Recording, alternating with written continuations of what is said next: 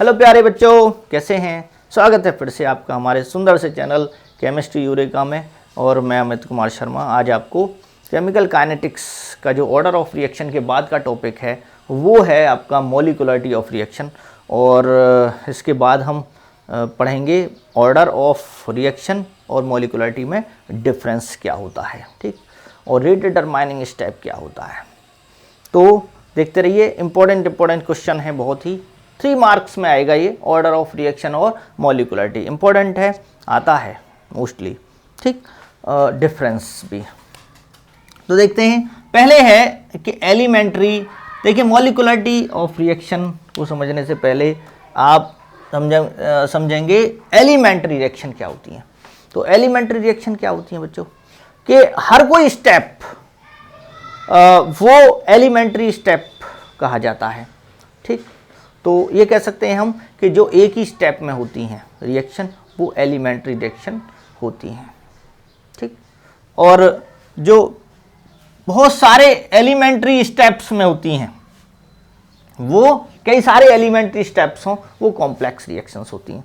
तो इनकी ज़रूरत क्या पड़ी, क्या इसका इम्पोर्टेंस क्या है। हर चीज़ का इम्पोर्टेंस होता है, ठीक। और ये तो बहुत ही इम्पोर्टेंट चैप्टर है, वैसे भी प्रैक्टिकल यूज़ के हिसाब से भी बहुत इम्पोर्टेंट चैप्टर है ये, ठीक। तो एलिमेंट्री रिएक्शन क्या होती हैं, क्योंकि हमें ये पता नहीं चल पाता है कि अगर कोई रिएक्शन हो रही है तो अगर हम केवल एक बैलेंस रिएक्शन लिख दें, हम बैलेंस इक्वेशन, तो उससे हमें ये पता नहीं चल पाता कि रिएक्शन एक्चुअल में हो कैसे रही है। तो उससे कोई इन्फॉर्मेशन नहीं मिलती हमको, समझ में आ गया। तो उसकी मैकेनिज्म लिखनी होती है हमें, मैकेनिज्म। खाली एक रिएक्शन लिख देने से उसकी मैकेनिज्म पता नहीं चलती है कि कैसे वो हो रही है। तो मैकेनिज्म की बहुत इंपॉर्टेंट है कि क्या रास्ता है उसके होने का, कि कौन कौन बीच में इंटरमीडिएट बन रहा है। तो इंटरमीडिएट बन रहा है, ठीक, तो उसके बारे में भी हमें पता होना चाहिए। तो देखिए ये क्या है। अब देखिए रिएक्शंस जो होती हैं, बहुत कम रिएक्शंस ही ऐसी होती हैं जो सिंगल स्टेप में होती हैं, एक ही स्टेप में होती हैं, जिनसे पता चल सकता है हमें कुछ। लेकिन ज़्यादातर रिएक्शन एक से ज़्यादा स्टेप में होती हैं। तो केवल एक रिएक्शन लिख देने से बात नहीं बनेगी, जितने भी स्टेप हैं सबको लिखना पड़ेगा। क्या बना, इससे ये बना, इससे ये बना, इससे ये बना। जैसे आपने देखा होगा कि रोड मैपिंग होती है ऑर्गेनिक केमिस्ट्री में, कि इससे हमें ये बनाना है, तो बीच में कई सारे कंपाउंड बीच में बनते हैं, 2 स्टेप, 3 स्टेप, 4 स्टेप। तो इस टाइप से अब एलिमेंट्री रिएक्शंस क्या होती हैं, taking place in one step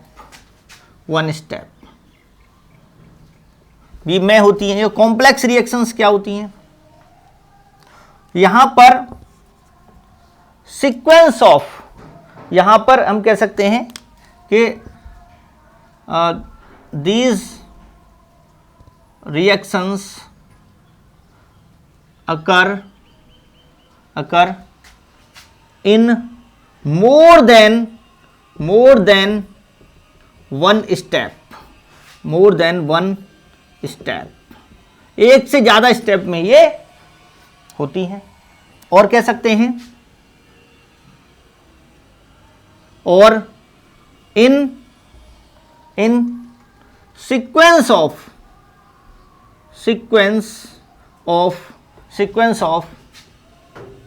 elementary reactions.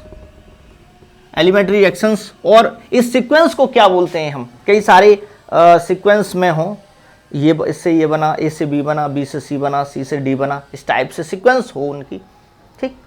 तो उसे कहते हैं हम मैकेनिज्म। सीक्वेंस को क्या बोलते हैं, मैकेनिज्म ऑफ रिएक्शन, ठीक, समझ में आ गया। तो कॉम्प्लेक्स रिएक्शन वो होती हैं जो एक से ज़्यादा एलिमेंट्री स्टेप्स में होती हैं, और एक सीक्वेंस होती है एलिमेंट्री रिएक्शंस की, और उसे मैकेनिज्म कहा जाता है। वही रास्ता बताता है रिएक्शन का, कैसे कैसे वो हो रही है। और इसके बाद आता है आपका molecularity of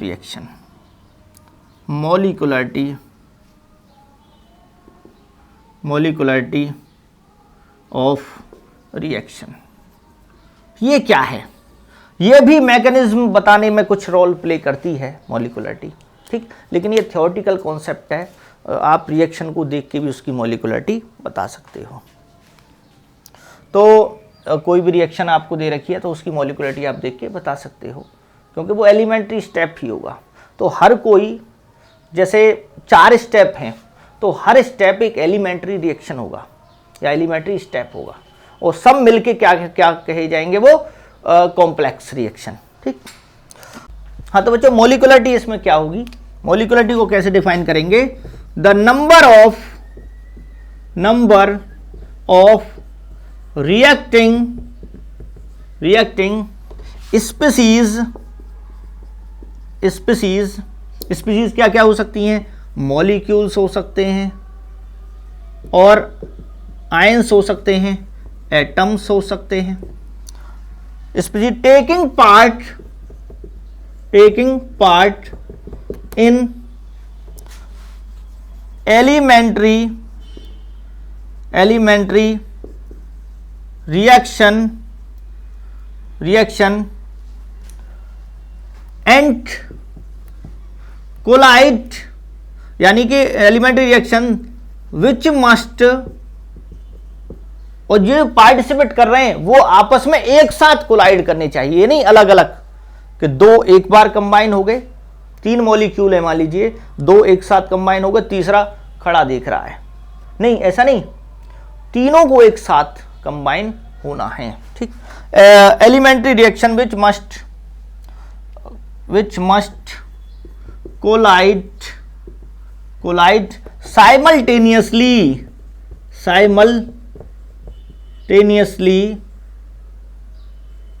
simultaneously to bring about a chemical reaction is called, यानी are called number of reacting species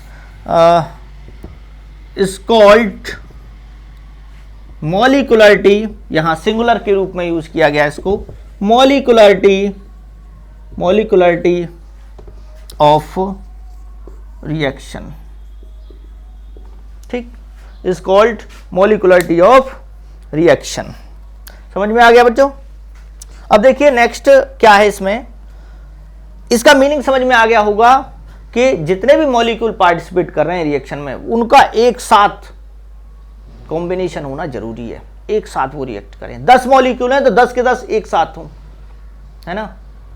मान लीजिए किसी ने फोन किया अपने 10 दोस्तों को कि आ जाओ एक साथ इकट्ठे हो जाओ, एक साथ इकट्ठे हो जाओ और एक ही टाइम पे आना सबको, तो सारे के सारे एक ही साथ आए, तभी मॉलिक्यूलरिटी 10 कही जाएगी, ठीक, समझ में आ गया।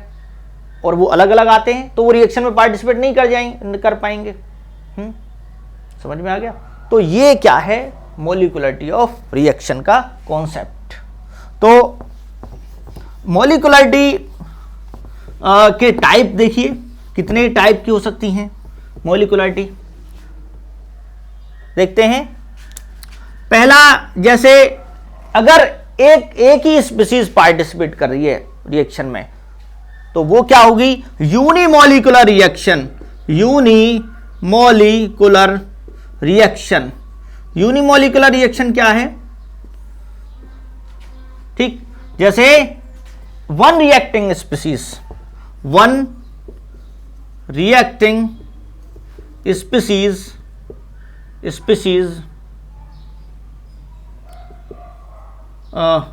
पार्टिसिपेट, ठीक है, पार्टिसिपेट। जैसे अमोनियम नाइट्राइट NH4NO2, ये क्या है, अमोनियम नाइट्राइट, और नाइट्रेट होता है NO3, ये अमोनियम नाइट्राइट NO2, इसको हीट किया, डिकम्पोजिशन किया, थर्मल डिकम्पोजिशन, तो बनता है N2+2H2O। N2 plus 2H2O। तो यहाँ जो मॉलिक्युलरिटी है बच्चों वो क्या होगी, मॉलिक्युलरिटी 1 है यहाँ, तो ये कौन सी है, यूनिमोलिकुलर, यानी मॉलिक्युलरिटी क्या हो गई, मॉलिक्युलरिटी हो गई बच्चों यहाँ पर 1 हो गई। ठीक है, तो इस टाइप से हम इसको, और देखिए फिर है आपका बाईमोलिकुलर देखते हैं, बाईमोलिकुलर रिएक्शन। बाईमोलिकुलर में क्या होगा, सेकंड है बाईमोलिकुलर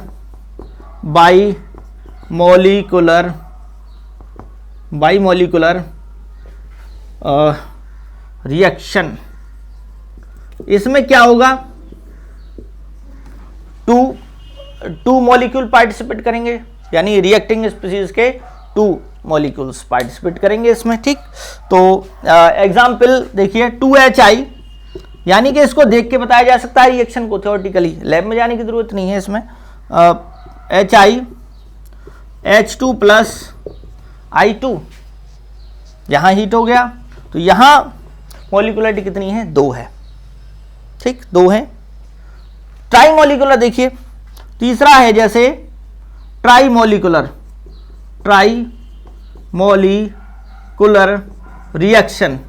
ट्राईमोलिकुलर रिएक्शन जैसे 2NO plus O2 that is 2NO2, यहां 2 और 1 3, 2 NO के हैं, 1 ऑक्सीजन का है, तो कितना बन गया, 3 बन गया, मॉलिक्युलरिटी क्या हो गई, 3 हो गई बच्चों।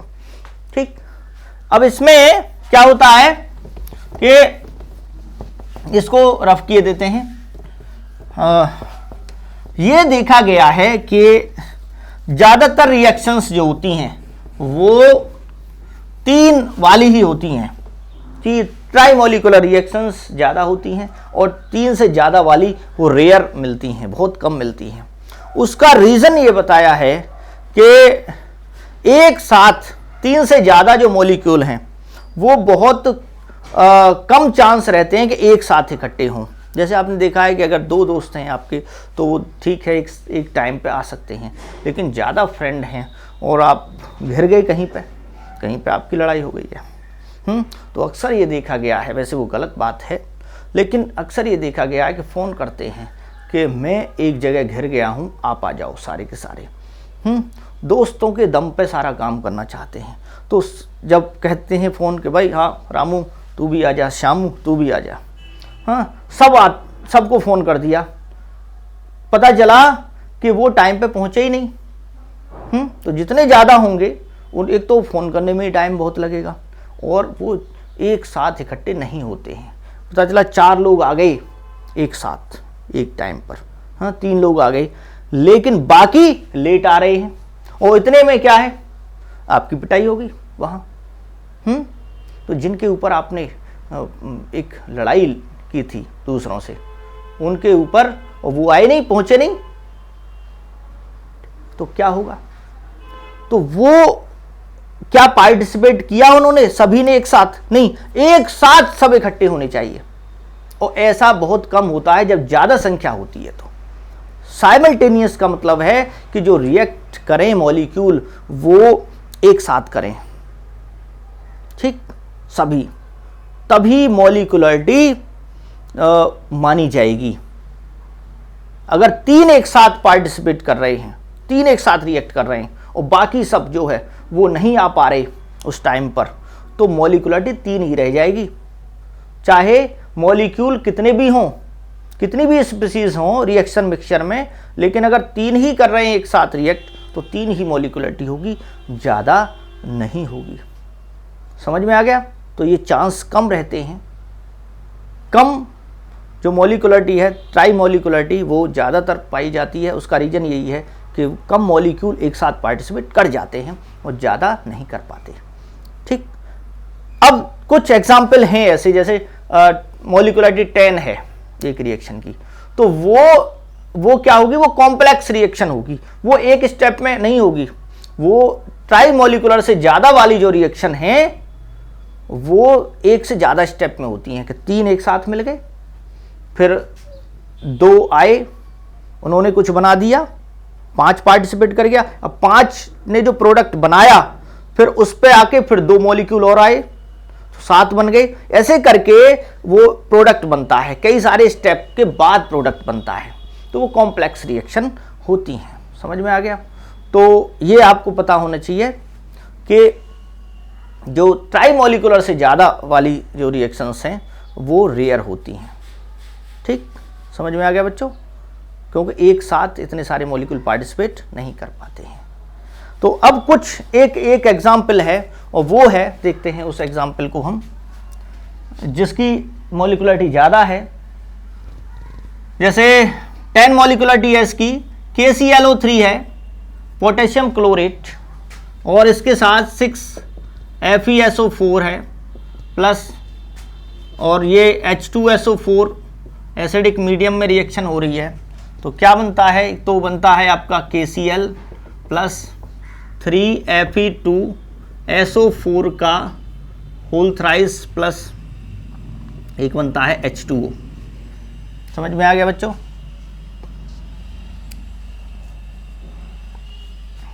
यहां पर बैलेंस की जरूरत नहीं है, वैसे आपको यही देखना है, समझना यही है, और बैलेंसिंग पे कभी मार्क्स नहीं कटता है बोर्ड में, याद रखना। ठीक, तो बैलेंसिंग में ज़्यादा आप टाइम वेस्ट मत कीजिए, बैलेंसिंग का मार्क्स डिडक्शन नहीं होता है। अगर प्रोडक्ट आप लिख दीजिए, तो बताऊंगा मैं किस टाइप से आपको पेपर करना है। और ऑर्गेनिक रिएक्शंस में तो आपको मेन प्रोडक्ट लिखना होता है, ज़्यादा एक्स्ट्रा साइड प्रोडक्ट नहीं लिखने होते हैं। ठीक, तो बैलेंस की ज़रूरत नहीं है। वैसे हाइड्रोजन को आप बैलेंस कर सकते हो, इसमें देख के 3 2 जा 6 है ये, तो यहाँ 3H2O आ जाएगा। ठीक बच्चों, सब बैलेंस है। यहाँ मॉलिक्युलरिटी रिएक्टिंग स्पीड 1 6 7 और 3 10 10 है। मॉलिक्युलरिटी कितनी होगी? मॉलिक्युलरिटी इसकी होगी 10, लेकिन ये एक स्टेप में नहीं होगी ये रिएक्शन, ये कई सारे स्टेप्स में होगी। समझ में आ गया? कुछ स्लो होंगे, कुछ फास्ट होंगे स्टेप उसमें, तो रेट जो डिपेंड करती है वो स्लो स्टेप पे डिपेंड करती है बच्चों। ठीक, एक रिएक्शन देखते हैं हम, एक और। ये जो रिएक्शन है ये कैसी है? कॉम्प्लेक्स। कैसी होगी? कॉम्प्लेक्स रिएक्शन है। ठीक, कई सारे स्टेप में होगी ये। एक एग्जाम्पल दिया है एनसीईआरटी में ही, और वो एग्जाम्पल क्या है उसी को देखते हैं, और रेट लिखी है उसके बेस पर। जैसे 2H2O2 हाइड्रोजन पर oxide, I negative iodide ion, aqueous iodide ion होते हैं, उसकी प्रेजेंस में एल्कलाइन मीडियम में ये रिएक्शन होती है। और यहाँ पर जो प्रोडक्ट है 2H2O प्लस O2, रेट जो लिखी गई है, रेट लॉ इसके लिए R जो लिखा गया है K H2O2 और ये I नेगेटिव, ये लिखा गया है। अब देखिए यहाँ कितने मॉलिक्यूल हैं? 2 हैं, क्योंकि यहाँ तो यहाँ पर 2 नहीं है, पावर 2 नहीं है यहाँ, और यहाँ जो है आपका I नेगेटिव है। तो ये यहाँ जो पावर है, इसको रिएक्शन को देखने से तो नहीं लगता है। इसका मतलब क्या है कि अगर हमें समझना है कि भाई ये पावर एक ही क्यों रह गई, यहां तो 2 मॉलिक्यूल पार्टिसिपेट करना है, यहां है एक ही मॉलिक्यूल, तो और I नेगेटिव इसमें है नहीं। देखो जरा, क्या इसमें आपका जो I नेगेटिव है, ठीक, यहां तो I नेगेटिव ने पार्टिसिपेट ही नहीं किया रिएक्शन में, प्रोडक्ट में तो है ही नहीं वो, और यहां I नेगेटिव पे डिपेंड कर रही है। यानी इसकी प्रेजेंस में ऐसा लग रहा है जैसे इसकी केवल प्रेजेंस में ही ये रिएक्शन हो रही है, इसने पार्टिसिपेट नहीं किया। लेकिन जो रेट लॉ बता रहा है तो वो तो यही बता रहा है कि I नेगेटिव का पार्टिसिपेशन हुआ है। ठीक, तो अब इसकी मैकेनिज्म लिखनी पड़ेगी, मैकेनिज्म से ही पता चलेगा कि कैसे I नेगेटिव ने पार्टिसिपेट किया रिएक्शन में। तो फिर मैकेनिज्म देखेंगे। मैकेनिज्म के लिए, मैकेनिज्म क्या होता है कि एलिमेंट्री स्टेप्स की सीक्वेंस होती है, एक से ज्यादा स्टेप होते हैं एलिमेंट्री स्टेप। ठीक, तो पहले क्या हुआ इसमें कि H2O2 ने पहले स्टेप में, फर्स्ट स्टेप में H2O2 ने I नेगेटिव से, 2 में से एक मॉलिक्यूल ने रिएक्शन किया है और बना है H2O प्लस IO नेगेटिव। ठीक, ये जो स्टेप है बच्चों ये है स्लो। दूसरा है दूसरा स्टेप है H2O2 प्लस दूसरा मॉलिक्यूल इसका IO नेगेटिव। ये जो ये इंटरमीडिएट बना है बीच में, ये है फास्ट, ठीक। तो यहां बना H2O plus I negative plus O2। अब देखिए रेट डिपेंड करती है स्लो स्टेप पे। स्लोएस्ट स्टेप, अगर 10 स्टेप हैं किसी रिएक्शन में और सबसे जो स्लो होगा, सबसे स्लो स्टेप जो होगा स्लोएस्ट, उस पर रेट डिपेंड करेगी, सबसे धीमा जो होगा। तो रेट जो होगी स्लो स्टेप ये है। तो अब देखिए यहां पर अगर ओवरऑल रिएक्शन देखें तो ये कट जाएगा, ये कट गया यहां से, ठीक, समझ में आ गया। यानी रेट तो डिपेंड करेगी इस पर कि H2O2 और यहाँ I नेगेटिव पार्टिसिपेट कर रहा है। तो स्लो स्टेप में अब ये जो रेट लिखी है ये इससे जस्टिफाई हो रही है, स्लो स्टेप पर रेट डिपेंड करती है। हो गया। अब देखते हैं जरा इसमें कि ओवरऑल रिएक्शन ये बनेगी कैसे। ये ऐसे बनेगी कि ये तो कट गए और ये इंटरमीडिएट था, ये भी पार्टिसिपेट कर गया, तो बचा क्या, 2H2O, ये जुड़ जाते हैं, ऐड हो जाएंगे, तो ये 2H2O2, ये 2H2O और O2 बचा। ठीक है बच्चों। तो अब ये जो स्लो स्टेप है इस पर रेट क्यों डिपेंड करती है, इसको देखते हैं। देखो एक एग्जांपल बताते हैं आपको कि जैसे रिले रेस होती है, रिले रेस में आप जानते हो कि कोई यहाँ पे दौड़ रहा है, ए पर्सन है, वो बी वाले को टच करता है, हाँ, और बी वाला दौड़ के सी पे जाता है, सी को टच करता है और सी वाला डी तक, ठीक, डी वाला फिर लास्ट पॉइंट तक जा रहा है मान लीजिए, ठीक। तो जो मान लीजिए कि ये स्लो है, ए स्लो है, जब तक ये बी को टच नहीं करेगा तब तक क्या आगे वाले बेशक तेज दौड़ने वाले सही, मान लीजिए सी वाला खूब दौड़ने वाला, लेकिन जब तक बी नहीं पहुंचेगा यहां पर, और ये क्या है, ये है स्लो, ये कैसा है, स्लो। तो किस पे डिपेंड करेगी, टाइमिंग जो है दौड़ की वो किस पे डिपेंड करेगी, वो डिपेंड करेगी ए पर। चाहे ये कितने भी तेज दौड़ने वाले हैं, जब तक ये अगर स्लो जा रहा है तो ये अगर स्लो जा रहा है तो टाइम जो है बढ़ जाएगा। ये जब तक ये नहीं जाएगा जब तक क्या बी दौड़ लेगा, नहीं। एक और एग्जांपल देखते हैं। एक और एग्जांपल देखिए कि दो दोस्त हैं, मान लीजिए एक दोस्त है रमेश, रमेश है, रमेश हिंदी में लिख सकते हैं, और सुरेश नाम ही तो है। रमेश सुरेश दो दोस्त हैं, उन्होंने डिसाइड किया कि एक साइकिल फैक्ट्री खोलते हैं। साइकिल बनाने वाली खुद डिपेंड होना चाहते हैं, वो खुद का रोजगार करना चाहते हैं, दूसरों को भी रोजगार देना चाहते हैं, ठीक। तो वो रमेश की जो कंपनी है, फैक्ट्री है, वो बनाती है जितना भी टायर ट्यूब है, वो बनाती है पर डे ये बनाती है 40 टायर ट्यूब्स बनाती है, 40, ठीक। तो इसके हिसाब से एक साइकिल में कितनी की जरूरत होती है, 20। तो इसके हिसाब से एक साइकिल में 2 की जरूरत होती है, तो इसके हिसाब से कितने साइकिल बनेंगी, इसके हिसाब से बनेंगी 20 बनेंगी, क्योंकि एक साइकिल में 2 की जरूरत होती है। बाकी जो सुरेश हैं ये बनाते हैं लोहे का जो फ्रेम है या कैरियल है, ठीक है, सारा जो लोहे का सामान है, चेन है, सब ये बनाते हैं, रिम है, ये बनाते हैं पर डे जो आयरन या स्टील के आर्टिकल हैं, बचे हुए आयरन स्टील आर्टिकल, ये बनाते हैं आर्टिकल, फ्रेम मान लीजिए फ्रेम, ठीक, ये बनाते हैं कितने, पर डे 10, ठीक, ये पर डे 10 बनाते हैं। तो साइकिल कितनी बनेंगी, इनके हिसाब से साइकिल कितनी बनेंगी, यानी 22 साइकिल बनेंगी 20, और इनके हिसाब से बनेंगी 10, क्योंकि एक फ्रेम की जरूरत होती है एक साइकिल में। तो कितनी बनेंगी बच्चों, 10, पर डे। समझ में आ गया? इनके हिसाब से 10 बनेंगी, चाहे ये कितने भी तेज भाग लें, कितने ही टायर ट्यूब बना लें। ठीक, तो जब तक फ्रेम नहीं मिलेगा तो क्या साइकिल बन जाएगी?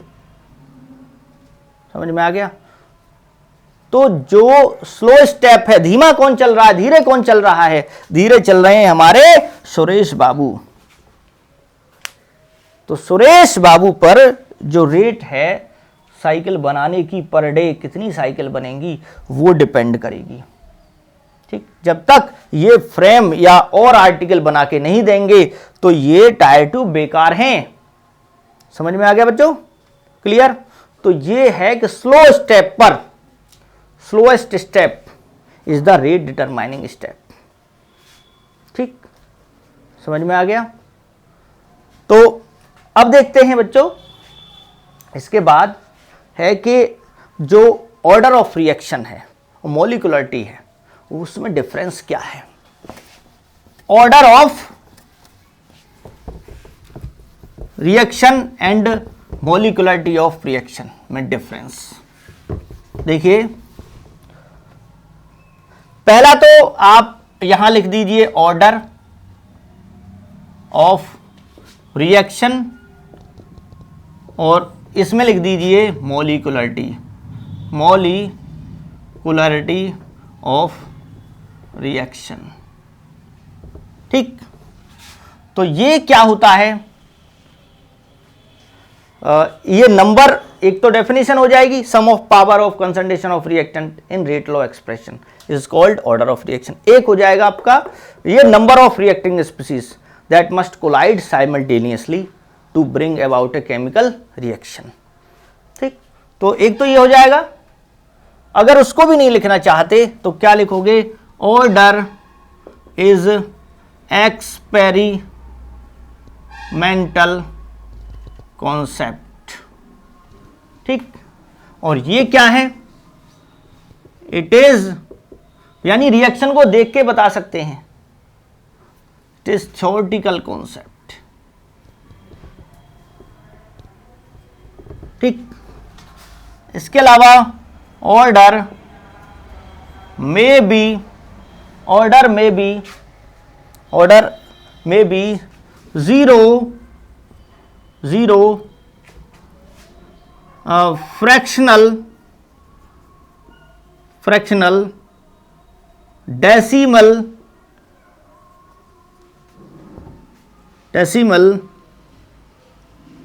नेगेटिव और पॉजिटिव इंटीजर। ठीक, जीरो भी हो सकता है, फ्रैक्शनल भी हो सकता है, डेसिमल हो सकता है, नेगेटिव या पॉजिटिव इंटीजर भी हो सकता है। ठीक, समझ में आ गया? ये it is always a positive integer. ये पॉजिटिव में जीरो नहीं होती है, ये कभी जीरो नहीं होती है। यानी जीरो का मतलब कोई रिएक्शन में पार्टिसिपेट कर ही नहीं रहा। क्या बिना रिएक्शन में पार्टिसिपेट किए रिएक्शन हो जाएगी? नहीं, कोई ना कोई तो पार्टिसिपेट करना चाहिए ना। हाँ, ये जरूर है कि जो पार्टिसिपेट कर रहा है उसकी बाद में अगर हम डबल या ट्रिपल कोई कंसंट्रेशन करते हैं तो उस पर प्रोडक्ट की रेट डिपेंड ना करे। ये तो हो सकता है ऑर्डर वाला कॉन्सेप्ट कि जीरो हो जाए, डिपेंड ना करे, लेकिन रिएक्शन में पार्टिसिपेट तो करना है ना।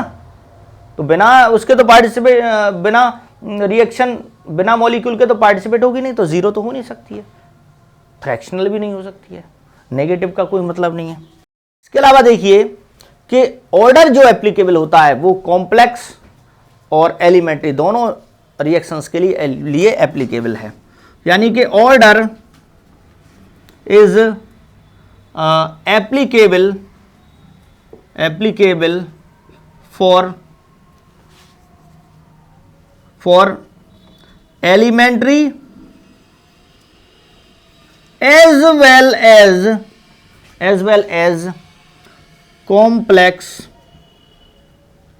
complex reactions।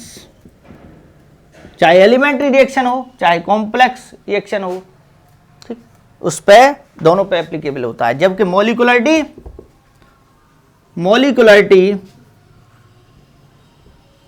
Molecularity is applicable only for elementary reactions. Complex के लिए इसका कोई मीनिंग नहीं है। कॉम्प्लेक्स में पता चला कि कई सारे स्टेप हैं, बीच में इंटरमीडिएट भी हैं, और जो कि इंटरमीडिएट ख़त्म हो जाते हैं तो क्या उनकी नंबर को थोड़ी काउंट करेंगे? समझ में आ गया? देखिए इसमें एक और है कि जो ऑर्डर, ठीक है, for complex reactions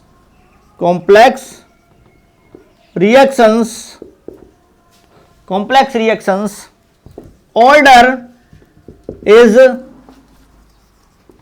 given by slowest step.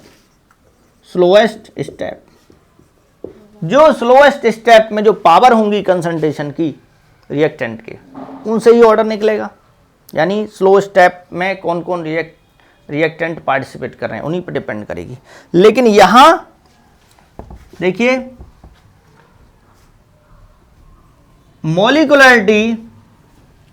Molecularity of slowest step is same that of overall order of reaction. ठीक, स्लोएस्ट स्टेप की अगर मॉलिक्यूलरिटी निकालते हैं तो वो क्या हो जाएगा? ओवरऑल ऑर्डर हो जाएगा। समझ में आ गया बच्चों रिएक्शन का?